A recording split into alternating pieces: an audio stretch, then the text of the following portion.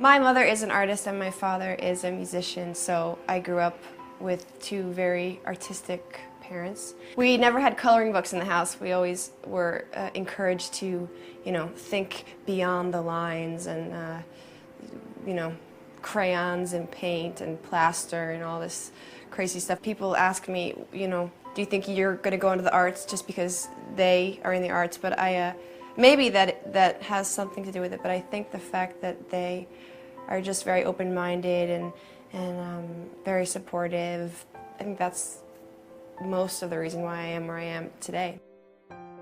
My father took us into the city every Sunday, my brother and I, to go take piano lessons. And he told me that I said I was 4 years old, and I said, you can put me in front of the piano, but I won't play it.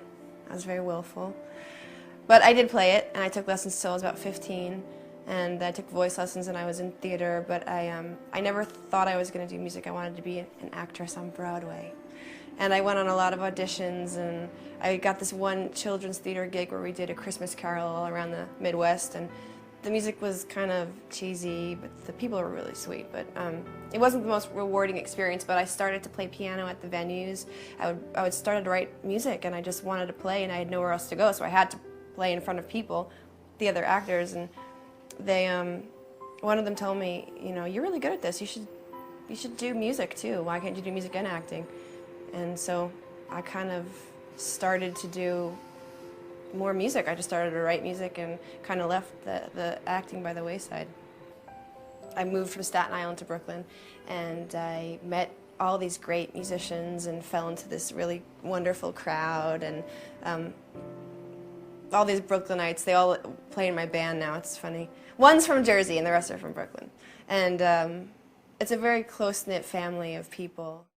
I was living in a mouse-infested, cockroach-infested apartment in Brooklyn. And I got some songs. I got a song on Grey's Anatomy. And it was this dichotomy is so funny because I'm sitting, in the disgustingness of my apartment, and yet there's my song on TV, and all these hits on MySpace, and people started buying my record, and all these major labels started kind of, the sharks like swimming around, and, oh, can we help you? We'll do this for you. And my manager and I thought, well, we're kind of like doing okay on our own, and we're getting to make all the decisions ourselves, and we like it. We like it that way. I have a joint venture with a label called Mom and Pop.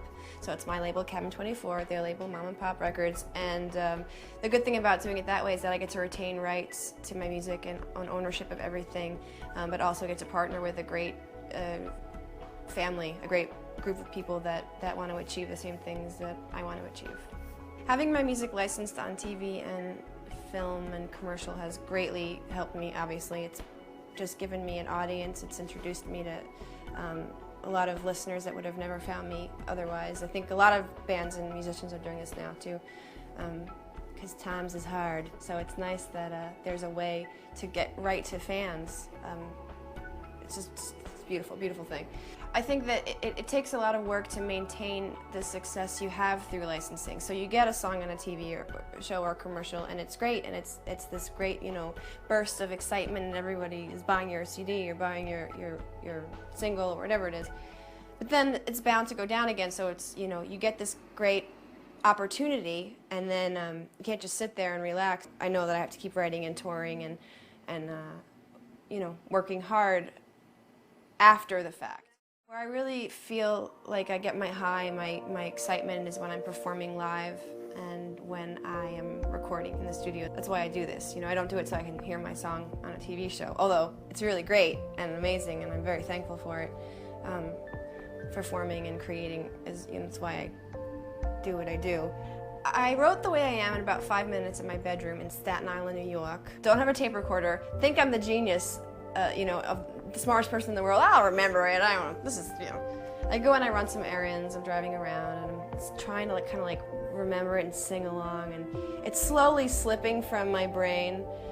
And by the time I got home from doing whatever I had to do, it was gone. I forgot it completely. And I thought, I guess if it was really good, I would have, if it was meant to be, I would have remembered it.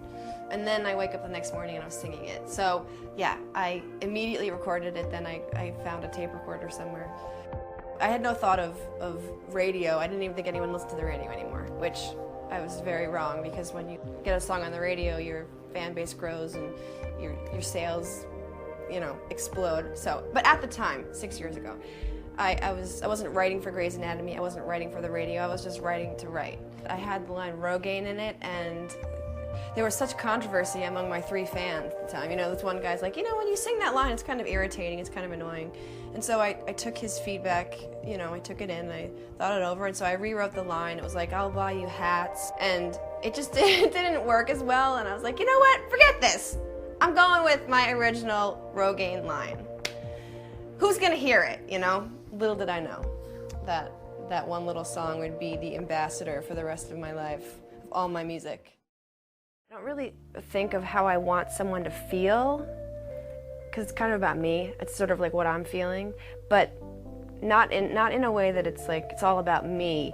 So I'm not writing to get somebody else's approval. I'm just saying what I want to say, and I've been told by people that I say things maybe in a different way, and it kind of opens up doors and in them and makes them see something, the same thing but in a different way.